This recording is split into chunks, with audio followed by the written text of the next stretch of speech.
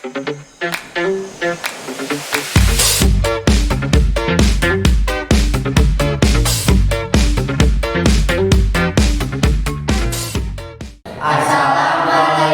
warahmatullahi wabarakatuh.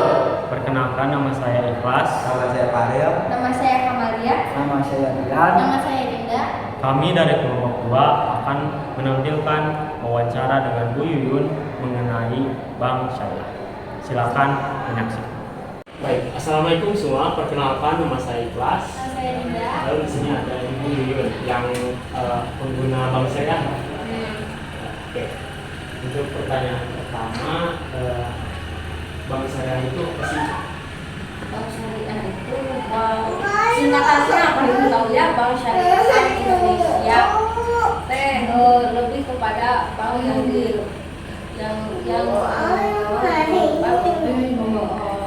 masyarakat yang menghindari riba gitu. Jadi namanya keuntungan dari bank tersebut kalau misalnya di bank konvensional adalah kayak ada suku bunga gitu ya, nah itu mah mungkin namanya jadi ya saya kurang paham apa namanya, tapi namanya ini hari lagi suku bunga kan jadi kayak hasil Kalau untuk maksud saya, syariahnya itu lebih kepada menitik beratkan kepada pemahaman kita terhadap kita masih membutuhkan jasa perbankan, tetapi kita bisa jadi hal-hal yang bersifat riba. Itu syariah sesuai dengan ketentuan yang ada di dalam Islam. Jadi syariahnya adalah syariat Islam aja. sudah berapa lama pakai Bank Syariah? Kalau belum lama itu baru Berarti 2022 kemarin. ya. Kalau boleh tahu, dulunya itu pakai bank konvensional. Ya, dulu sekarang sih pakai bank konvensional. Kayak pakai BJB untuk mengajukan sekolah, pakai BJB ya.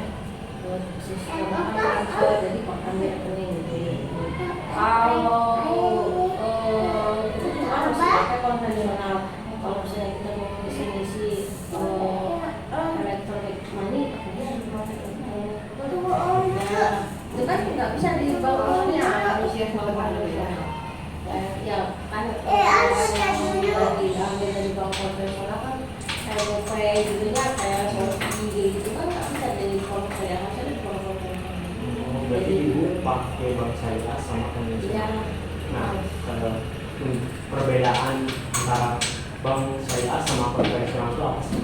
Kalau bank syariah itu kalau yang ibu tahu ya mungkin kalau itu mulai bank syariah belum banyak dia lebih kepada ada mungkin ada juga di bank syariah ada namanya suku diganti jadi apa sesuatu, tapi lebih kepada ibu menggunakannya kalau daftar haji atau kan bisa di bank konvensional harus ambil dari sana dari uang haji untuk mendapatkan kuota data haji kan harus di sana. Kalau yang bank konvensional banyak sih manfaatnya ya, kayak kita bisa transaksi elektronik ataupun untuk apapun kan kalau konvensional sudah mencakup semua bidang transaksi apapun yang kita pakai, yang kita gunakan QRIS dan lain sebagainya. Kalau syariah kan bisa apa itu sih perbedaannya. Jadi lebih mudah dengan penggunaan bank konvensional. Segala aspek yang bisa kita lihat kita gunakan bisa pakai itu bank konvensional. Kalau bank syariah masih sangat terbatas. Ini perbedaannya nanti ada Lalu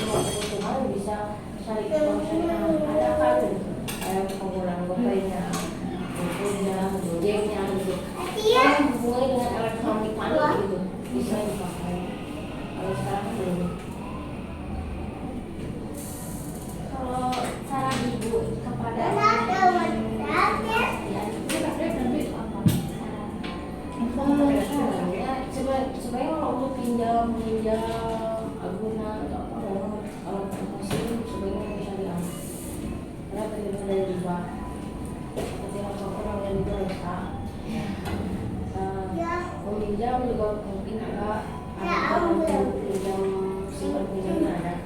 Jadi dari bank konvensional selain dari ada ribanya sebuah sangat berbahaya kalau kita mengambil hak atau walaupun kita kayak ada cicilan 100 semua itu yang ribanya.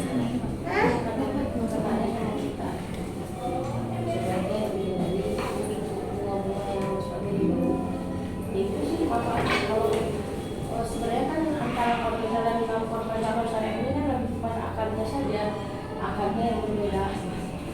Kalau konvensional mungkin ada istilah saya pinjam segini dengan misalnya ada pengembalian segini, jadi kalau segini, jadi kayak gitu. Terus ada istilahnya gitu. Itu yang membuat ini jadi berkah jumlahnya. Kalau konvensional kan nggak ada. Jadi nasional, jadi pinjaman yang sifatnya global,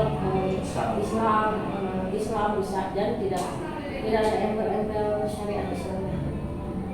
Bebas ada konvensional. Itu kekurangan dari bank syariah. Tadi kalau syariah itu kekurangannya belum bisa mewakili semua kebutuhan masyarakat yang sifatnya elektronik ini apalah yang gitu ya. Uang digital belum ada gitu pakai BSI. Kan sekarang semua bank belum ada bank syariahnya. Sekarang kan dilebur jadi bank syariah Indonesia. Jadi satu bank namanya BSI. Kalau kan jadi ada syariahnya, dia ada syariahnya, ada syariahnya. BRI ada syariahnya. Sekarang udah nggak ada, semua bank konvensional tidak pernah ada syariah. Yang ada satu khusus bank merger di Bank Syariah Indonesia. Nah itu Bank Syariah Indonesia itu belum bisa mewakili seperti bank konvensional untuk kebutuhan yang sifatnya yang kita bisa gunakan dana misalnya untuk kebutuhan A, kebutuhan B gitu. Kan itu sistemnya simpan pinjam dah gitu. Belum sampai ke hal-hal yang lebih spesifik tuh yang biasanya kita gunakan yang tadi. Saya kalau naik bus kota nggak bisa pakai bank syariah, nggak bisa.